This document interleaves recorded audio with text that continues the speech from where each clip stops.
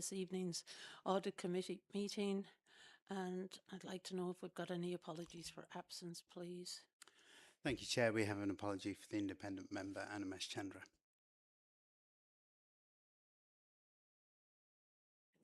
Sorry.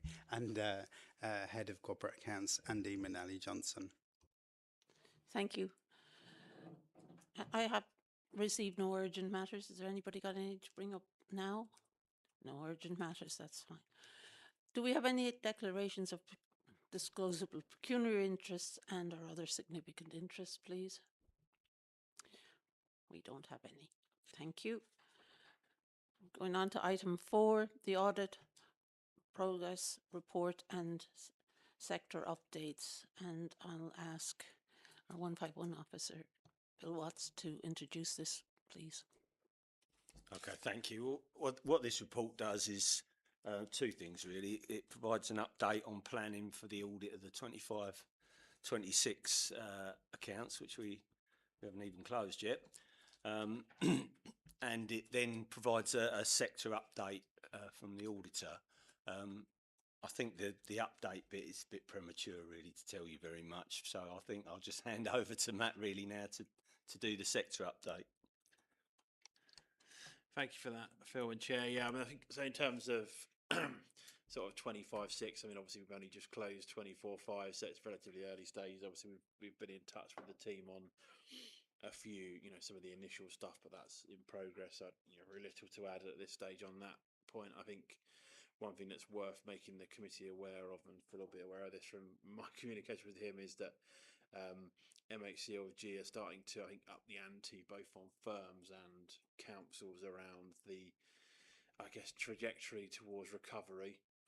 Certainly we as firms have been getting quite short shrift from MHCLG as to why things haven't happened.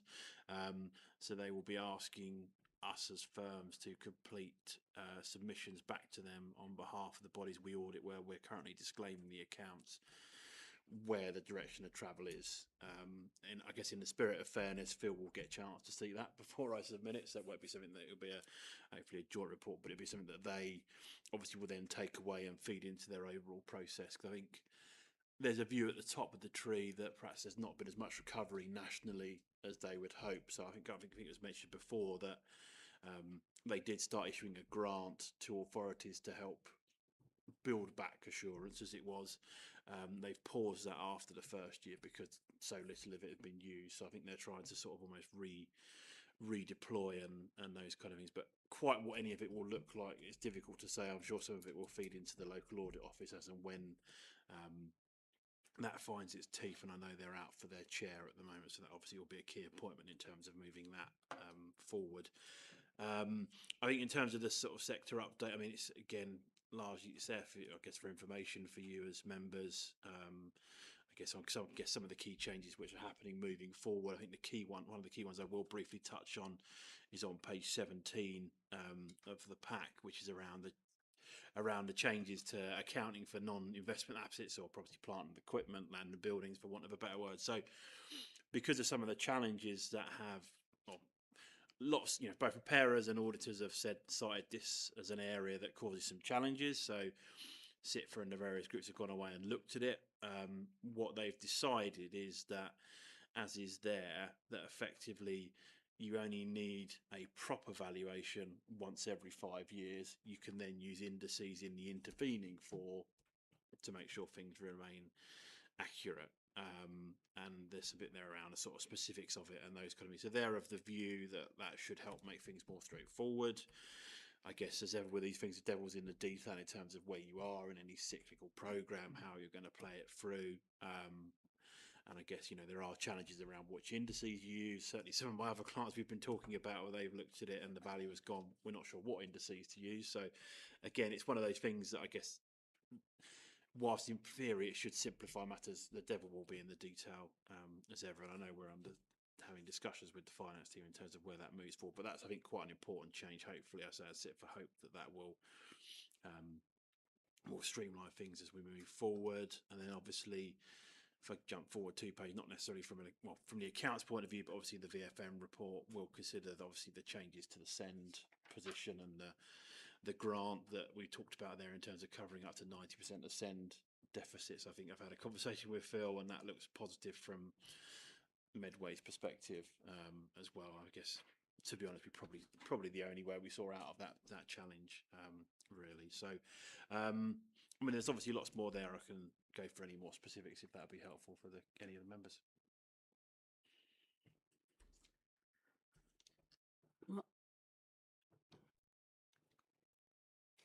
Sorry, Councillor Lawrence, please. Thank you, Chair. Obviously, the 16 national priorities, I'm just wondering how much work that's going to be for us, given our one Medway plan, Phil, and how we're going to transition from the one Medway plan or update the one Medway plan to make sure it reflects those 16 national priorities, and whether there is the resource around to actually do that piece of work. So these priorities weren't announced at the time that we started the refresh of the council plan for 2026-27. So we haven't kind of reflected these as explicitly in the council plan, but I think it's something we're certainly going to have to look for when we do the refresh for 27-28 plan. I think looking at 16 KPIs are going to be a lot better than looking at the 500, and so that we currently have to have a look at on a regular basis. I'm just the SEND funding. Obviously, that is good news for the council because of the safety valve. But I'm just wondering what that transition period looks like and how quickly we can get to it. I'm not quite sure whether that's already started. It's in the plan, you know.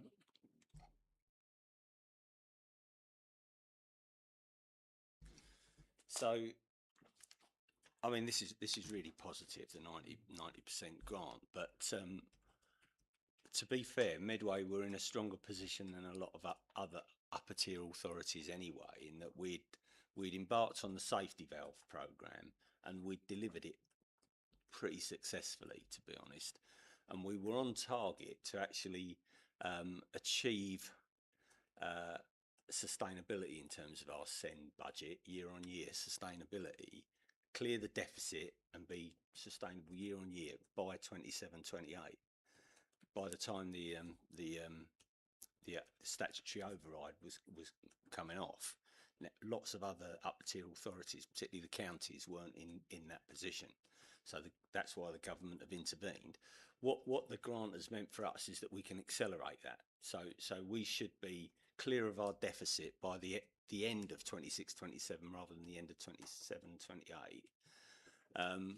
And hopefully the reforms, because that's the next step, the reforms will then help us to deliver a sustainable SEND service year on year beyond that. But until we know what they look like, it's difficult to tell. But we're in a really good position, actually. Thanks. So that's great to hear. I mean, do I foresee problems when the government's funding it and we've got to collect, you know, are we going to be paying it up front and then reimbursing? How's that all going to, I mean, you're right. The devil is more in the detail. And just picking up on Matt's point about, you know, the government wanting full signed off audits, that is still our intention. By the end of Medway no longer existing, we would have been there and done it and got the T-shirt. Well, certainly that's our intention. I mean, whether that's achievable or not, Matt will have a view based on what he's seen at the moment. I mean, what Matt has explained to this committee in the past is that the way the sector is going to achieve that assurance is by conducting audits and on the back of positive audits over 2 or 3 years, that will give them the confidence that the balances that were brought forward were okay. But I'll let Matt respond. Yeah, no, that's fine. I mean, I think, we continue to work towards the sort of, plans and discussions we've shared in the past. That desire to get to that position hasn't changed. I think, we made some progress this year, perhaps whether it was quite as much as we'd hope, open to debate, but, we'll continue to keep pushing that forward. The thing that I've talked about in previous meetings around that challenge of the reserves position. I mean, that clearly remains there. That is ultimately the big sort of, I guess, dagger above everyone in terms of how they deal with it. I think as part of this process, I suspect that will try and accelerate some of this. And I guess within the next 12 months, we should see the LAO sort of get up and running and get hold of stuff. And I know we as a firm have been pushing into that. That's one of the real sort of key bits. So in a way, I think you almost can kind of park that reserves position and go, right, if we do everything else, the sector will get to a place where they'll have to make a view on that. 'Cause if that's the only thing stopping accounts being unqualified. Yeah. So I think it's one that I think it feels like then in the last 6 months the pace has moved. Certainly, I would say. Okay. Councillor Nesterov, please. Thank you, Chair. Thank you. I was very happy to read about the SEN funding, and up to 90%. Wow. So my question is about the new SIPFA code.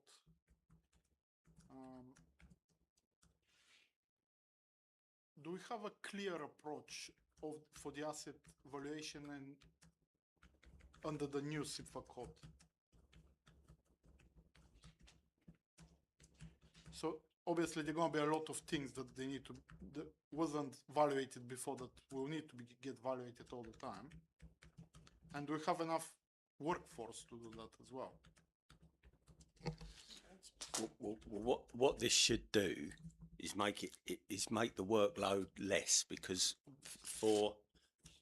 if we were to take a view that we actually do a full valuation on like a fifth of the asset base every year, that reduces the workload. The rest of it, you're just applying an index, an industry index. So, I mean, to be honest, that is going back to an approach that we used to employ years ago anyway. It's only recently that we were put in a position where we had to do full audits of all of our asset base. This is actually going back to that more pragmatic approach that local authorities always adopted, and that's we're infinitely better resourced to do that than we were with the previous approach. It does sound better approach to me, to be honest.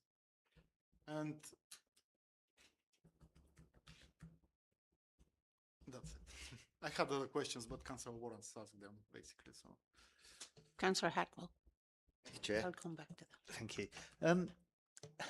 I look at the plan, even though it says not due yet, and it's all June 26 and September 26. We know that we've struggled to actually do it by February.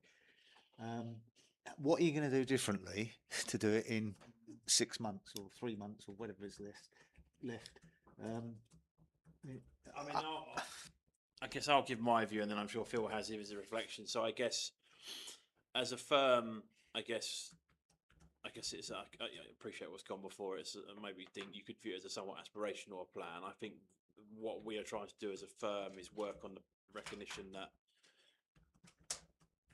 February 26th was the last time it's going to be that late. So obviously the formal deadline moves forward, so it's the end of January 27. Then obviously then becomes November 27. So effectively there's two that are going to need to disappear in a year.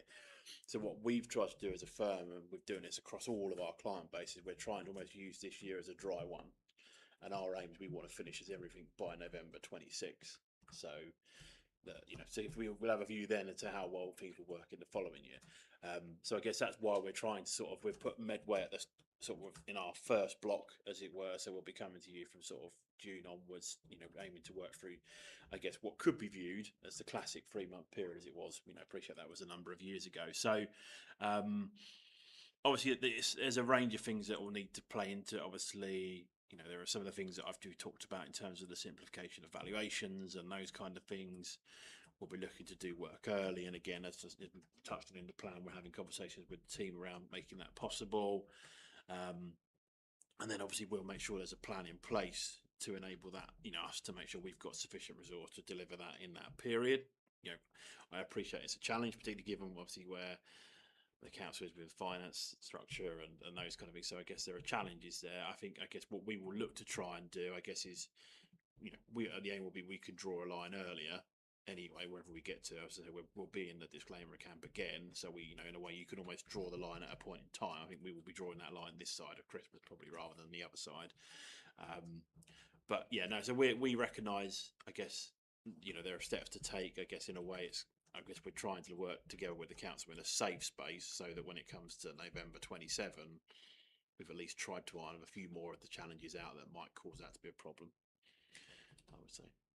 So, on a scale of 1 to 10,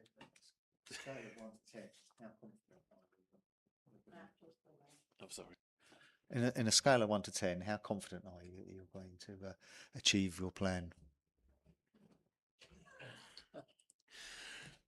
I guess I could give you two answers there. I suppose I could say, do I think that we will will have disclaimed by November? Probably 10 out of 10, because ultimately, I mean, it's in my power. We don't. You could draw the line wherever you want to be. Really, I guess the question you're really asking is, how are we going to make sure we get through as much what we needed by the end of September? Really, and I guess I'd probably be in the middle at the moment, sort of the 5 to 6 out of 10. But recognising both, we've got to work with the council in terms of moving that forward. And obviously, I think as Phil was alluded to before, there obviously are changes and things being worked for in terms of the finance capacity and those kind of things, and seeing where they evolve, I guess, over the next couple of months will help give us a better view, I think, on that. My chair, we're stopping the household support fund, as it says in here, moving to a crisis resilient fund, which is fundamentally a different fund. I have seen some social media traffic of where people are very disappointed they're not getting their free school meals in the holiday, because that's disappearing. How do you think we're going to move to crisis resilient fund, and how effective do you think it will be? Because at the moment it's short-term panic, and this is trying to teach people how to move forward with their life, and I'm a bit concerned that people go in cyclic ways, and they can't get out of the rut, and they just need some help. Will there still be help available, or is it just going to disappear? Immediate help available, is it just disappear completely? So the Crisis and Resilience Fund is deliberately named so because it's still there as a safety net to support people that are in crisis, but it's also about providing services that develop resilience within these families. So we're strengthening the financial welfare support service. There'll be more resource going into that. That's been superbly successful. I think it's been really successful since we implemented it, and actually growing that service and providing more of it.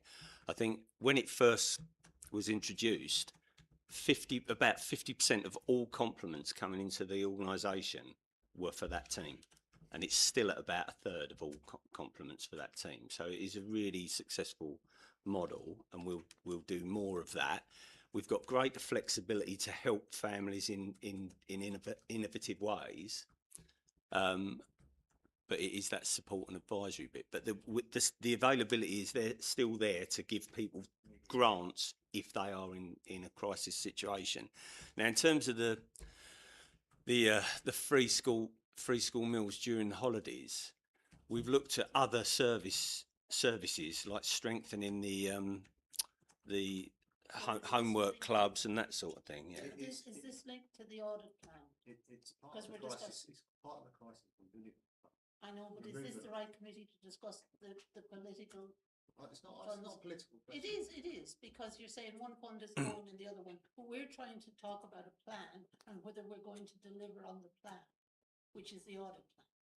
And yes, I know it does, but if you were talking about the plan, now you're talking about something that really is on the business. What you can, I mean, I'm being honest here. If you think it belongs here as a committee, I'm happy for you to discuss it. But you're going to discuss it again as business. I know you are. In fairness, I think I've finished my answer. Because I was expecting that we would have some questions around the resilience of the finance team to do the work that's needed to deliver this audit. I would like to talk about that, but only after Mr. Eccles finished talking. That's fine. I'll take you.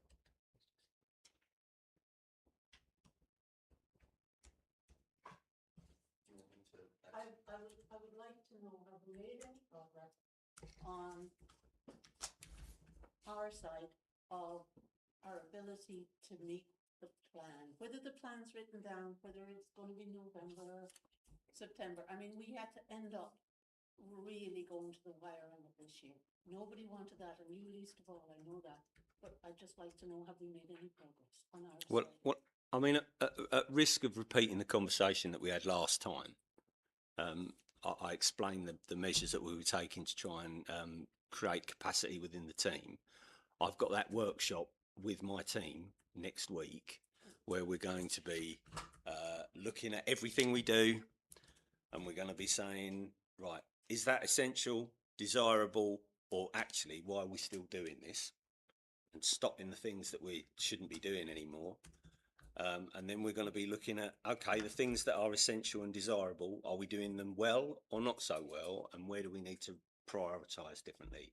That's the piece of work we're doing. But clearly, getting to this place in terms of assurance is a high priority for us, especially with LGR impending. And I think, you know, you put Matt on the spot there. Can he deliver? He's probably thinking, well, I can if Medway do their bit, and we provide the evidence, and it's all good to go. So that when they ask for samples and when they ask for evidence, we're saying, there you are, there's your answer, and they can put a green tick in the box.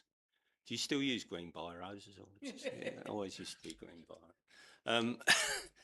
So we're doing everything we can. We're working. Andy and his team are working really closely with Matt and Kieran to plan this and understand what it is they're going to need and by when.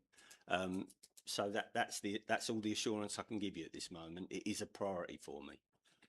That's great. No, really happy to know that the date of the workshop and that everybody's very clear on how we're going forward with that. I've got one more question, Phil. We come back to this valuation stuff. Going back, are we content that we can get valuations from third parties that we need when we need it? Have we had some early conversations around this? I know that we got industry, and hopefully, actually, some of the technical industry work will be done jointly between Britain and the audit committee. But as Matt said, we're a long way from confirming the indices. I'm just wondering if we're at first base with stuff, and we're confident we can get that information. But we have a problem at one stage with the length of time valuers would give us what we need. Just asking how we're having some early conversations around that. Where they need to start with priority. If I'm honest, I would need Andy to tell me where he is in terms of the conversations, but we would be working with the in-house valuers, and in terms of the applying indices to 80% of our asset base, we'd rely on the in-house service to do that, which gives me, I suppose, some confidence that the bit that we are getting external valuers to do, if Andy's on it now, which I'm hoping he is, then we should have those valuations on time. Councillor Hackwell. Thank you. 3 weeks ago we met and you said you had a 6-week plan to resolve your differences. Is that going well, or Yeah, I'm not sure where we are with the 6 weeks. We're about 5 weeks, I think we are, aren't we? I have received the cash flow modelling from MDC. I haven't looked at it yet, so that's my next step. And if I'm content with it, then I'll share it with the auditors. Thank you for that question. It's excellent. Anybody, any more questions? If I may, can I go to the Vice Chair, please? I move the recommendation on page 7. The committee is asked to know the content of the audit progress report and sector updates at Appendix 1 to the report. Is that agreed? Thank you.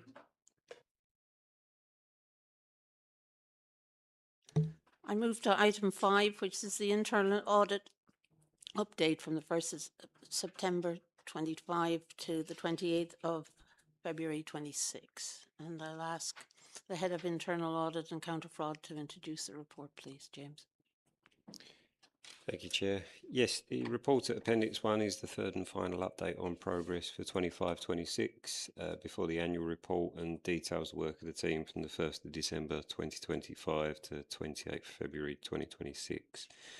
Section 4, starting on page 35 of your pack, shows how our resources have been used over the period and also details the impact on those resources. Full details of progress against the 25-26 plans can be found in the tables in section 5, starting on page 37, and also obviously the work we're trying to finalise from last year. Now, we've been trying to balance the clearing of the backlog from 24-25 and also dealing with current year activity to ensure that doesn't fall behind. As you can see, we only have information governance, data breaches and children in care savings provision outstanding, and draft reports are with client services for both. So we're on course to having that all closed down before the 31st of March. The tables starting on page 47 detail the other assurance and consultancy activity that has been undertaken by internal audit. And section 6 identifies any common themes noted across reviews finalised since the 1st of April. An update against the team's key performance indicators for this reporting period is provided at section 7 of the report, which starts on page 50. You'll see that planned delivery at the end of the reporting period was 46%, with a further 46% underway. Those are the outturns as of 28th February, so they've changed. We've moved on ever so slightly since then, so currently it's 52% delivered and 48% underway.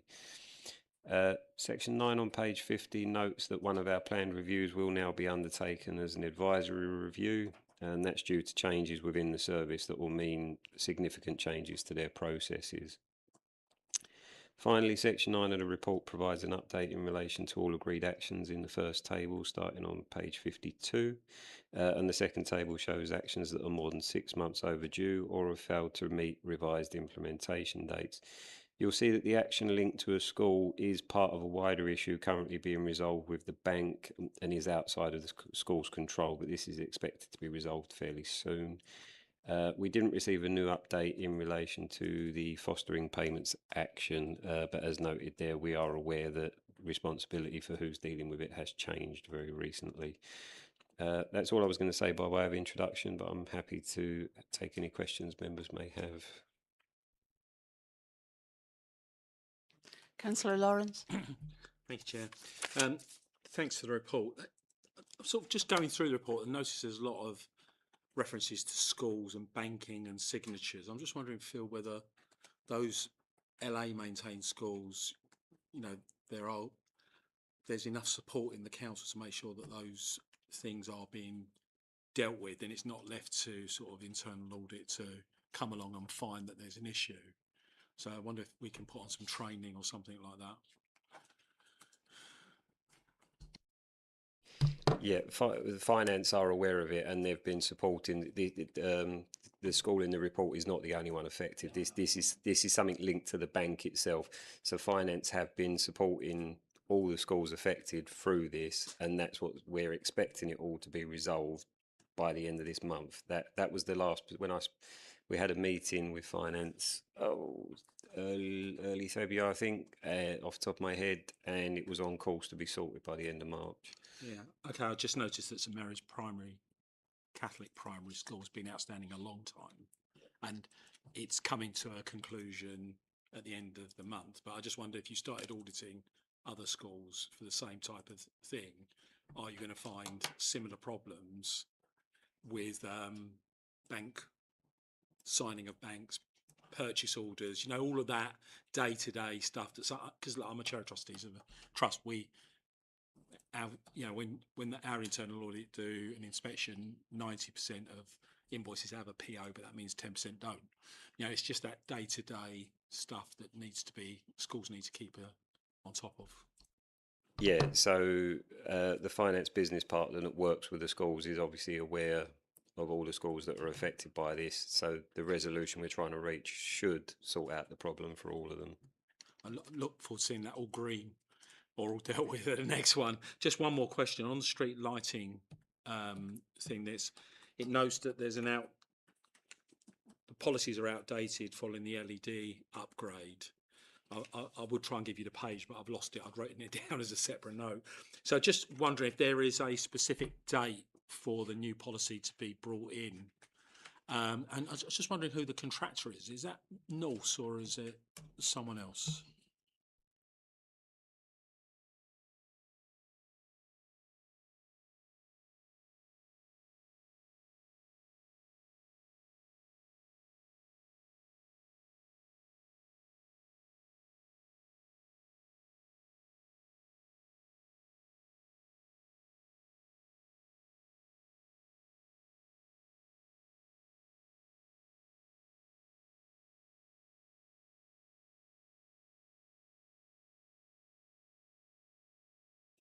Yeah, I'd have to look back at our working papers to confirm that. I don't know off the top of my head who that one's with. It's highly likely it's Volkers or because initially it was part of the wider highways infrastructure contract. Yeah, they were working on new contracts I think to deal with that specifically. Whether they're going to break it out as part of a separate contract, I can't remember, but they're certainly looking to resolve it For the next meeting. If it is part of the highways infrastructure contract, it is Volker then. Yeah.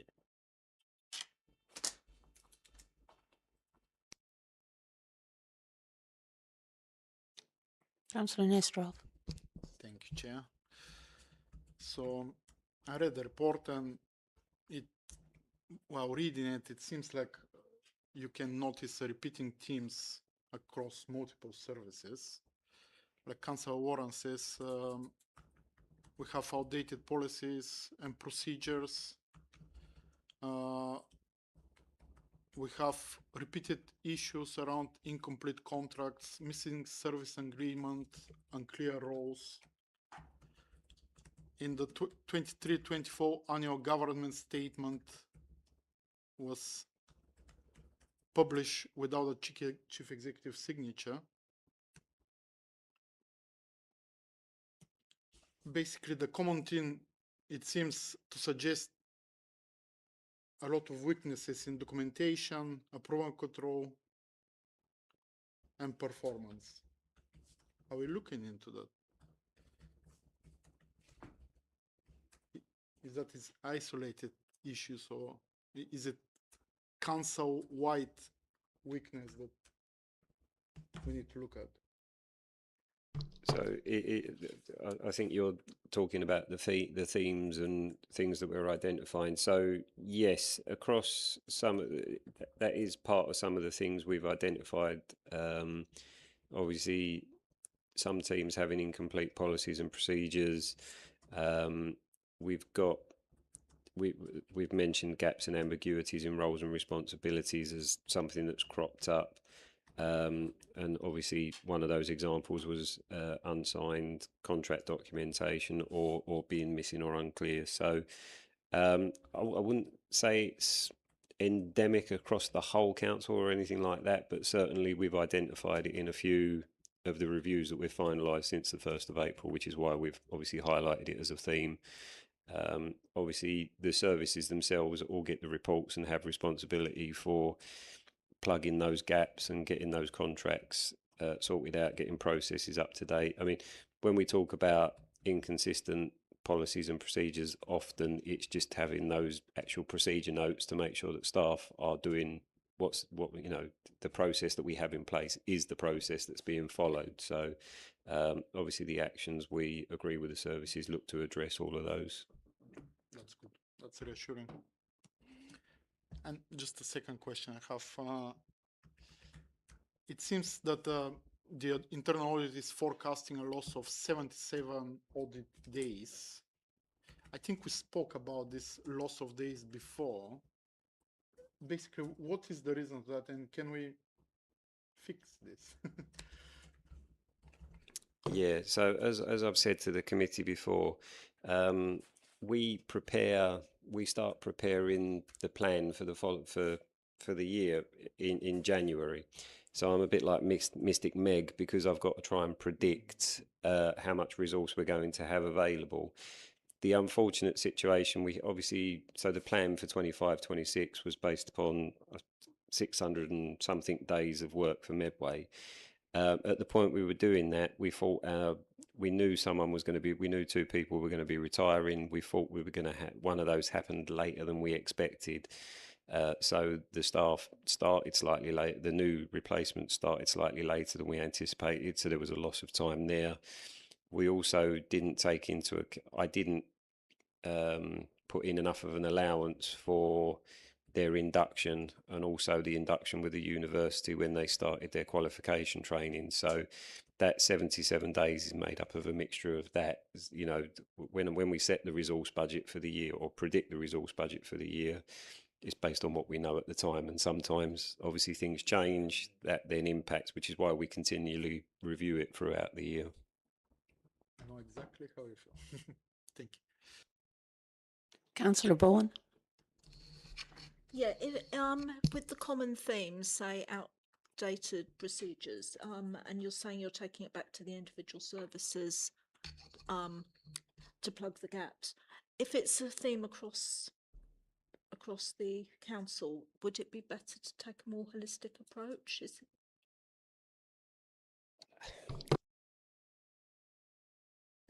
Yes and no. It's a tricky one because obviously it's the services put in place their processes to deliver those services.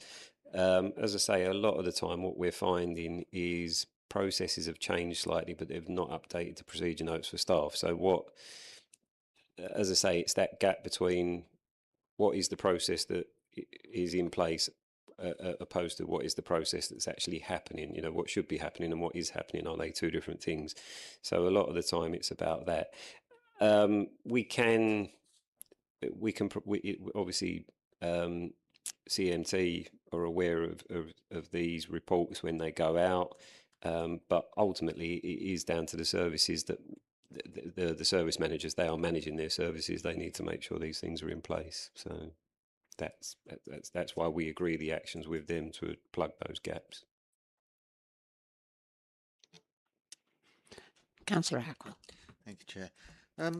In the rough sleeping contracts, you say that sometimes there's contract gaps identified. Could you expand on that a little bit, what you mean by contract gaps?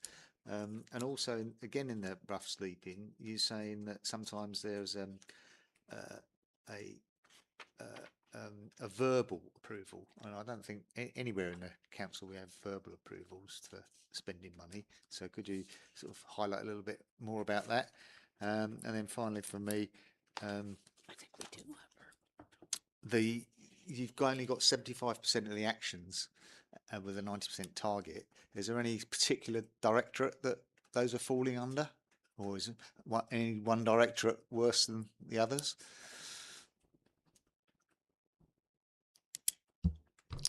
Okay, so in terms of rough sleeping, I'm just very quickly trying to read back through the summary so I can refresh my memory.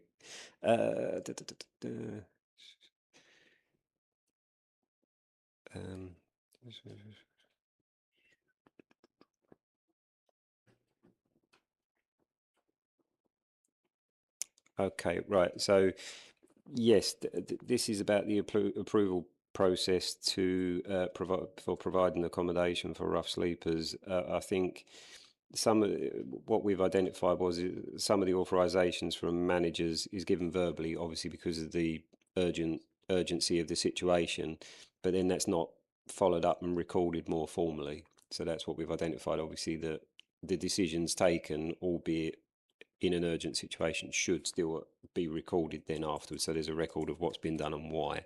So we've obviously so that when people like us come and look at these things, there is an audit trail, as it were. So that's what that's about.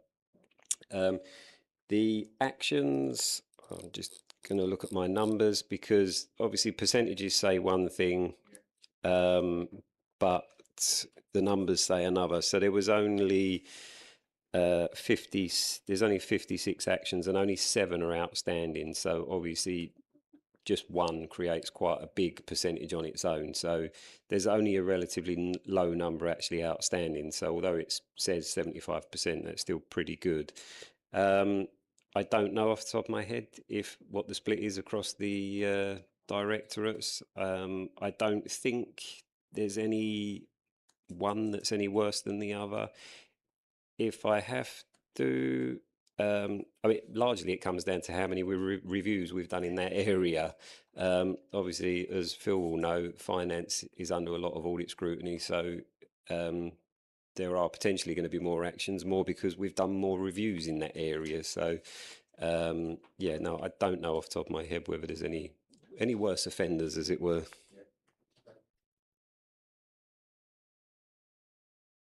Do we have any more questions?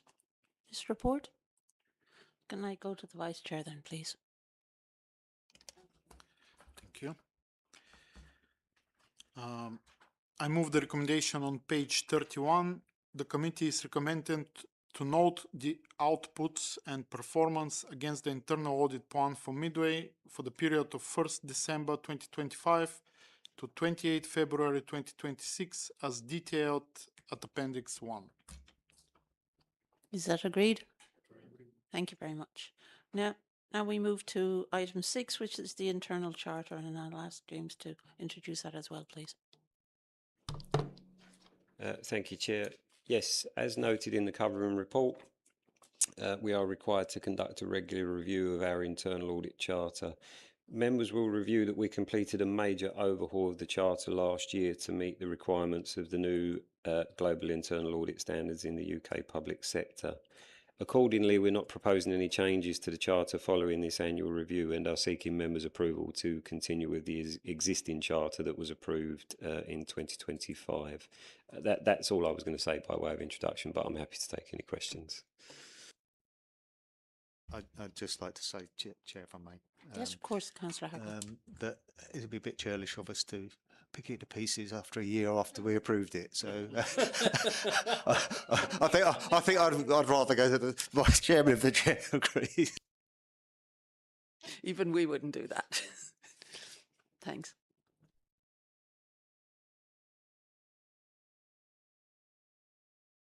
Thank you. I move the recommendation at page 55. The committee is recommended to approve the internal audit charter presented at Appendix 1. That agreed? Agreed. Thank you. Move to item 7, which is the internal audit plan for Q1, Q2, 26-27. And I'll call on James to do that one as well, please. Thank you, Chair. I promise there's only a couple more tonight. Yes, so we are required to prepare an audit plan outlining how the internal audit resource will be used. So the risk assessment to inform the plan for 26-27 was completed after consultations with directorate management teams to gauge the views of managers on what they considered to be the risks to their services in the coming year. And the plan shows links to the corporate risk register to demonstrate that the audit resource is targeted to the highest areas of risk for the authority. Now, while we've mapped out the entire year for administrative purposes, the plan presented at Appendix 1 only covers the first 6 months of the year and mainly incorporates the reviews that were high scoring in our independent assessment, although we have tried to take into account demands on services to ensure we are not conducting a review at a completely inappropriate time, such as while finance are dealing with final accounts. We will be reviewing our risk assessment in July to reflect any changes in the risk priorities and any changes in our resources, and prepare the plan for the second half of the financial year, which will be presented alongside the first update report in September. I'm now seeking the committee's approval for the proposed plan for Q1-2, and I'm happy to take any questions.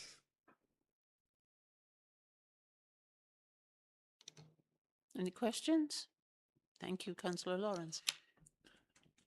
James, so we don't need to read anything into the fact that you've only proposed in the first 6 months rather than the 12 months. It's just an administrative change. I just wondered if there was any delays in getting the whole plan together or anything like that. No, we've had this approach in place for a few years now. This is about helping us be that little bit more responsive, because obviously, as I say, I start preparing this in January. If I'm mapping out the whole year to March next year, risks change, priorities change, and we then can't be responsive enough. So the idea is the first 6 months of the year is based on the risk assessment we do in January, but we're going to refresh that in July to pick up on any of those changes. And obviously, if we do have any impacts on our resources and what we can deliver, we can build all that into what we then do in the second half of the year. Thank you. Yeah, I suppose it'd be interesting to see what happens post an LGR announcement and whether that may change anything that you guys have to do, making sure the council aren't just spending money at Gratian as well, of course, because that's going to be very important as a part of that LGR. Yeah, I mean, we're waiting to see what the announcements are and who we're going to be partnered with. I've already had discussions with some of my colleagues or counterparts who are heads of audit across the other districts. We're already talking about, is there work that we might need to do collaboratively across the councils? You know, if we're looking at certain areas, is there anything we can do in advance? At the moment, it's still very much an unknown. What we think is, during possibly, especially the latter part of 27, 28, what we're thinking is we'll probably end up being more involved in advisory work.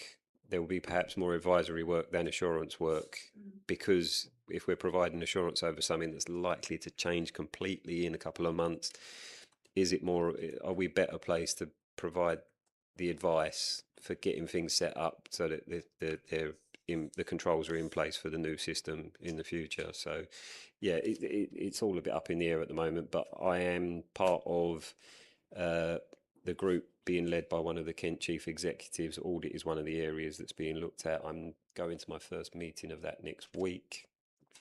So we are going to be looking at what's happening across the county on the run up and after LGR. Thank you. Chair, just two questions on the actual work that's been undertaken.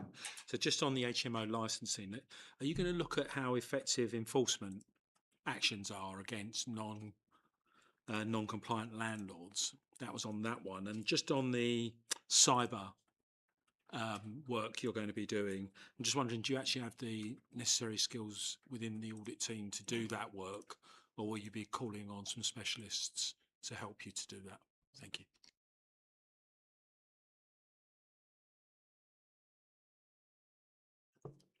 Okay, so in terms of HMOs, this is obviously the high level scope, but it does, as the title says, we are going to be looking at enforcement, so we'll be looking at controls around that as well. Cyber security, I don't have anyone trained as an IT auditor at the moment.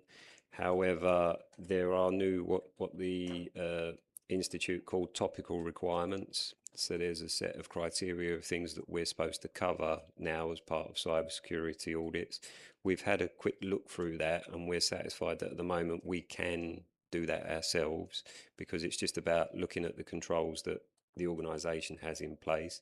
If we feel there needs to be a deeper dive, as it were, it's at that point we would have to look at the budget for potential specialist IT auditors to come in. I think at the moment what we want to see is we'll do the basics and see what comes out of it, and then make a determination on whether we need to go any deeper with specialists. I mean, just to comment on that, if that's a SAC questionnaire, which is this security something question, I can never remember what it's a massive tick box exercise, and the challenge always is, and I've been there myself, that you tick. It's about asking the right questions to get beyond the tick. So can they, maybe pick 2 or 3 items and go, show us that. There is a huge danger in these things that the questionnaires are easily got through. It's a bit like a PCI DSS form, just easy to click, tick your way through it. Yeah, no, this is from this topical requirement I refer to is from the Institute of Internal Auditors. So this sets out the things we are expected to look at as part of the review. So as I say, we're comfortable at the moment that we can do that. If, however, we find anything concerning, it's at that point we can then start those discussions about we need to find the money to bring in the specialists and do that deeper dive. Phil, you wanted to come in on that, please. I was just going to say, I mean, I have spoken to people at conferences and what have you that provide that kind of. They're basically professional hackers, and they'll try and break your system. But they cost a lot of money, though. That's the problem, and so we've got to try. I think it'd be interesting to see what James and his team conclude in terms of the risk, because if they expose a risk to us, then we might have to bite the bullet and do something like that. Yeah, I think what James is going to be doing is looking at what controls are in place. The documentation of it tends to be the burden. So can you go to the documentation and then follow it through? The pen testing stuff is something that all organisations should really do. But I've met the guys down there. I know they're very competent down there. And I know the security is very good down there. But actually using ethical hackers, I think is the term, is something that maybe we should think about doing once every 2 or 3 years, especially as you introduce new systems, which we're doing a lot of, to make sure. Well, Not April yet. not April yet. Okay, yeah, after April, is to make sure that the systems are as secure as we hope they are. Thank you, Chair. Sorry.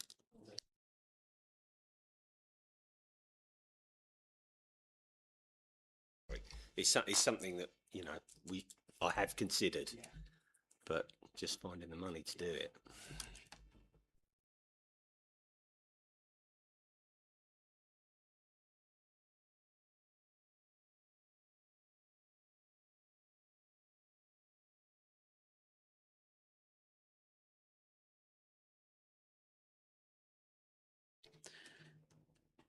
Wouldn't having newer systems make sure that when we're implementing those, that security is at the top 3 of what we're doing? Or am I wrong about that? Because No, you're right. As part of the LGR process, that it is identified as a major risk, and at that point, the collective, the 14 authorities, through the programme, might well look at doing something like that, as a transitional cost. sorry. James, I'm a little bit. Who did the priorities? Because you've got the temporary accommodation acquisition program. I mean, we're spending. I think we allocated 42 million to buy those properties. It's quite a big spend on several properties, I guess. I wonder why that's only not a priority 5. And also, I'm a little bit surprised the statutory environmental protection air quality systems in there, bearing in mind that we reduced our air quality hotspots from 4 to 2 last year. It's not the biggest issue for the council as it used to be. So I just wonder why that's in there of all the things. Okay, so we look at the risks to the council's objectives. So the priorities in there aren't our level of priority, as in priority 1 is what we're going to deal with. It's basically the reference number in the council plan. So what we're looking at is obviously the objectives laid out in the council plan. Where are the risks to those? What are the risks to those objectives? We've also compared that against national and local trends. There's something the Institute prepare called Risk in Focus that takes a survey of chief auditors across the country, both public and private sector. So what we've done is we've compared all of that against our auditable areas, match that then against the council plan and priorities, and basically what you see now is a result of all that cross-checking to see where risks are, or the risks that we need to consider to the council meeting its objectives. So as I say, those priorities in there are what's laid out in the council plan.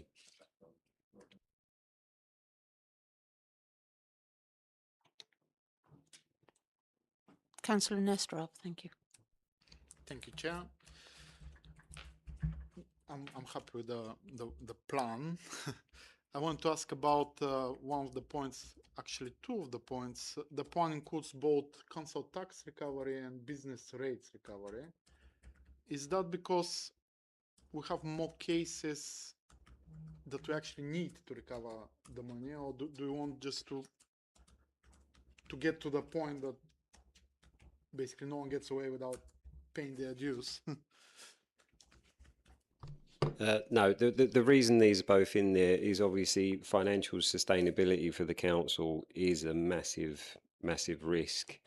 That's two significant sources of income are council tax and business rates. So what we're doing is just making sure that the controls are all in place for the recovery of those taxes, obviously to make sure that the council is generating its income as it should be. So it's they're not in there, just to make sure people. Well, they are in there to make sure people are paying, I guess. But we're looking at the controls to make sure that that's being appropriately monitored and dealt with. Have I any more questions? Vice Chair, please. Thank you, Chair. I move the recommendation at page 69. The committee is recommended to approve the internal audit plan 2026-27 presented at Appendix 1. Is that agreed? Agreed. Thank you. Move to item 8, the counter fraud update from December to February. I'll ask James to introduce that, please. Thank you, Chair. Yes, as with internal audit, the report at Appendix 1 is the third and final update on progress for 25-26. And again, it's the work of the fraud team from the 1st of December 25 to 28th February 2026. Section 3, commencing on page 86 of your pack, shows how resources have been used over the period, detailing the level of time spent on each of the key areas outlined on the plan. The tables in section 4, commencing on page 88, provide an overview of that work undertaken in each of those areas. The tables starting on page 89 show the summary of results from both external and internal fraud investigations and the associated savings, and there's also a brief summary of other counter-fraud activity in the table on page 90. An update against the team's key performance indicators for this reporting period is provided at section 5 of the report, which is on page 91. As you can see, 13 investigations were concluded in the reporting period with associated cashable savings of 3,168 and non-cashable savings of 4,283. Now, while the number of cases concluded during the reporting period is relatively low, which is due to the complex nature and ongoing actions associated with the cases we're currently dealing with, the year-to-date position remains positive, and as noted in the covering report, there have been savings of approximately 671,357 for the year to 28th of February. That's all I was going to say by way of introduction, but I'm happy to take any questions from members.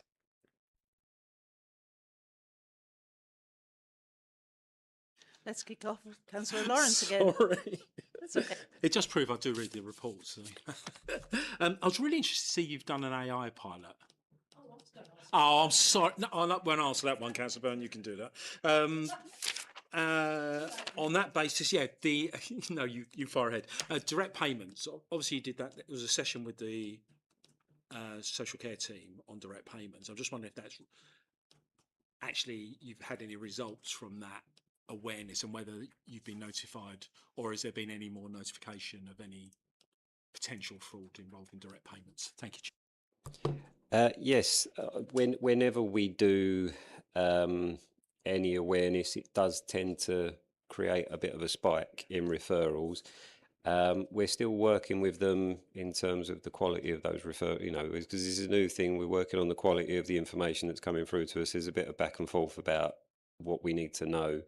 Obviously, they're a very busy team, so sometimes they'll send us things and then we'll go back for more information, and it takes a little while to get it.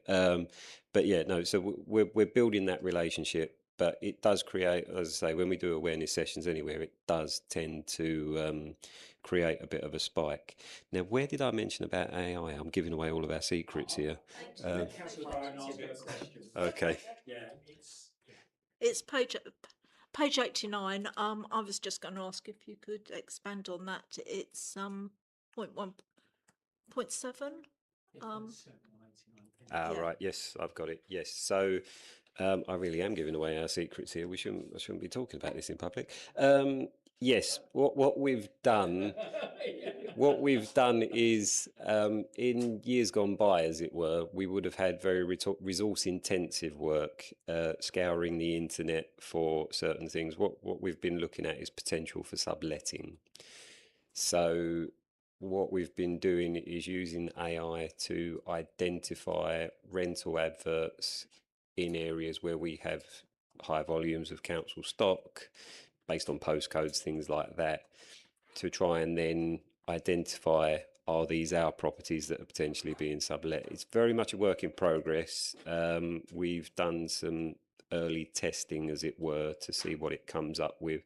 We haven't had any results yet, I'll say that. We had some things we had to check, but it's not produced any actual identified results in terms of subletting or anything like that. But it's shown that the tool is there, and it's usable. And as I say, this is all publicly available information, so we're not processing any personal data or anything like that. We're just trying to make ourselves more efficient. Basically, we're using that as a tool to do some of the research that ordinarily would have meant an individual scouring websites and things like that. So that's what we're working on at the moment. Yeah, I mean, I think this is the way forward. There's just, the use of AI agents to do repetitive tasks on a regular basis is definitely the way forward. I think the skill really is setting these linking things up, because they can be quite complex to get working. I'm using something very similar in doing a competitor analysis, that it's taken me as long to set the thing up as it would take me to do the competitor analysis. But once it's set up, of course, it should run. But I think it'd be really interesting to see where this goes, and maybe we need a confidential item at some point to show the real results of this at some point. Thank you.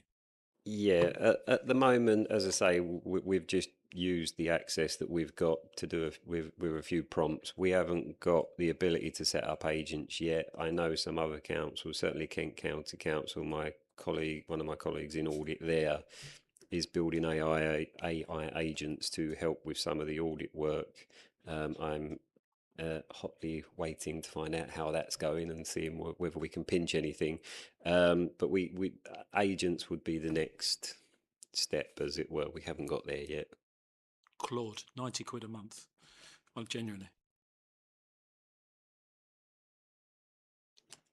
And Councillor Hackwell. Thank you for the report, James. Just in the savings you've made, 630,000 or whatever it is. How much is that is real cash, and how much is based on? Because I know we had the discussion before, like, if you've got so many fraudulent blue badges, we're potentially losing this much car parking revenue. So how much is that is real savings, and how much it is sort of calculated on notional values? So the real savings, as it were, is essentially additional council tax and business rates. When we recover a council property, that's recorded as a non-cashable or notional saving, and obviously we also record any prevented losses. So I'm just trying to get the sheet to open, and I can give you a breakdown for the year, although this is going to be the point where my computer decides not to work. A significant chunk will be relating to council tax, although I'm right, it's now whirring. It doesn't want to let me in. Oh, here we go. It's let me into the folder. Will it open up the file now? So,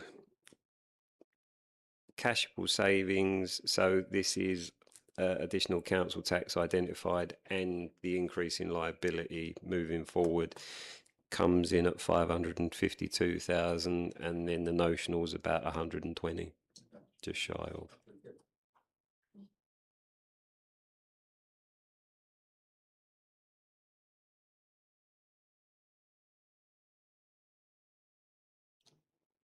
James, I've got a question that doesn't necessarily relate directly to this report, but the report gives us good news around the fact that your team and other teams are on people paying what they owe and us investigating potential anomalies and for non-payment, cashable and non-cashable. Is there a feeling among your profession that we should actually start highlighting more of this? That people, we're not asking people to pay stuff that they don't owe, but we want everybody to pay what they do owe. And if they do that, they're not actually stealing off their neighbours. Yeah, I mean, publicity, we always try and if we have successful convictions, anything like that, we always try and publicise that activity. We're not always successful with that publicity. Sometimes the papers don't pick up on it. That's kind of beyond our control. We do engage with the public. I mean, members of the counter fraud team have been at nearly all of the Medway live events that have been happening around the borough. So we've been out engaging with members of the public as well as with staff. Obviously, we do all the awareness sessions and encourage people to report things as well. I mean, I'm told 80% of Medway staff live in Medway, so we are engaging with the public as well as our own staff when we talk to them all. So yeah, I mean, we could do a little bit more. I'll be honest, it's finding the time to do all of that on top of, we're trying to investigate the cases and what have you. So we do what we can. Admittedly, we possibly could do a bit more. I need to do a bit more work with comms to try and be a bit more proactive about it. We had some stuff in National Fraud Awareness Week, which runs second or third week of November every year. We try and get some things out then as well. So we are trying to work on that. Yeah, thanks for that, James. I didn't actually mean that you personally were, or the Medway team were just carrying that. I was hoping that there might be an appetite for it among the professionals, across the piece. And I'm not suggesting that it's happening, but it might be something that would be worth our while considering. Maybe you want to lead on, I don't know. Yeah, across the fraud profession, there's definitely an appetite to kind of get these messages out and tell people. I mean, there's not a day goes by that I'm connected to multiple local authority fraud people on LinkedIn, people across the country, and there's not a day goes by where I don't see something on my LinkedIn news feed about a conviction or something that's happened elsewhere. So yeah, there's definitely an appetite across the profession to get stuff out. And that's why I admit we could possibly do a bit more if we can find the time. Anybody, other questions? Vice Chair, if you don't mind, please. Thank you, Chair. I move the recommendation at page 83. The committee is recommended to note the outputs and performance of counter fraud team for Medway for the period 1st of December 2025 to 28th of February 2026 as detailed at Appendix 1. Is that agreed? Thank you. I move to item 9, which is the counter fraud plan for 26-27, and ask James to introduce that for us, please. Thank you. Yep, you'll all be pleased to know this is the last one from me. So the counter fraud plan for 26-27 outlines how we intend to use the counter fraud resource over the next 12 months, clearly outlining the work that will be undertaken in the key areas. As always, we do not outline specifics due to the reactive nature of a lot of our work and the sensitivity of some of that activity, although I've already given away some tonight now.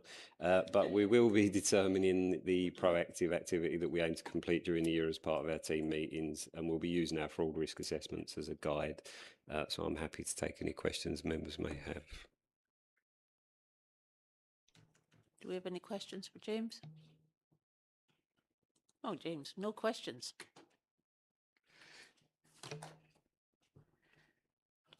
Just a comment.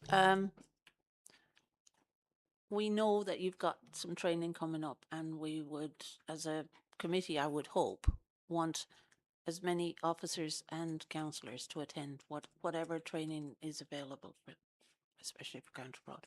Thank you. Vice Chair? Thank you, Chair. I move the recommendation at page 93. The committee is recommended to approve the counter fraud plan 2026-27 presented at Appendix 1. Is that agreed? Agreed. Thank you very much, everybody. This meeting is now closed. Thank you.